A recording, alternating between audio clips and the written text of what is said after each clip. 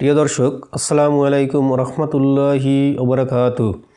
আপনারা যেখান থেকে দেখছেন এবং আমার কথাগুলো মনোযোগ দিয়ে শুনছেন, দেশ কিংবা প্রবাসে সকলকে জানাই আন্তরিক ধন্যবাদ ও অভিনন্দন।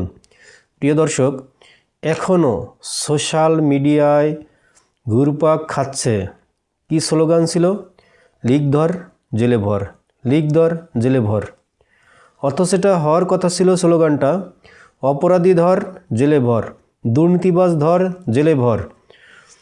অথচ স্লোগান দিচ্ছে কি লিক ধর জেলে ভর। তার মানে কি, যাহারা আওয়ামী লীগ করে তারা সবাই অপরাধী। আমার রিলেটিভ এমনও লোক আছে 27 বছর এক টানা খতম তারাফি তাকবিরুলার সাথে এক টানা পড়ছেন। তার মানে ওই ভদ্রলোক একদিনও খতম তারাফিতে লেট করে যাননি এবং শুরু থেকে শেষ পর্যন্ত পড়ছেন।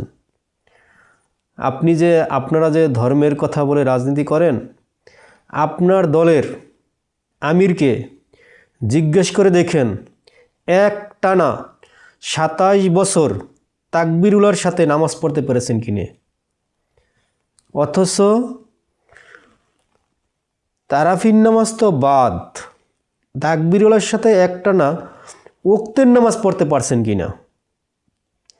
সুতরাং উল্টা পাল্টা কথা বললে লাভ কি? কিয়ামতের মাঠে কিন্তু হবে ভাই আমলের বিচার। তাহলে আমাদের বুঝতে হবে, অপরাধীর কথা বলতে পারেন আপনি, লিক ধর জেলে ভর, মানে সব আওয়ামী লীগ জেলে ভরবেন? সব আওয়ামী লীগ জেলে ভরা সম্ভব?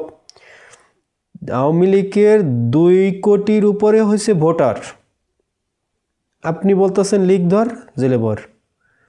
এর চেয়ে বলেন দুর্নীতিবাজ ধর জেলে ভর।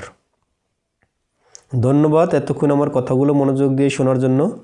আসসালামু আলাইকুম রহমতুল্লাহি ওবরাকাতুহু।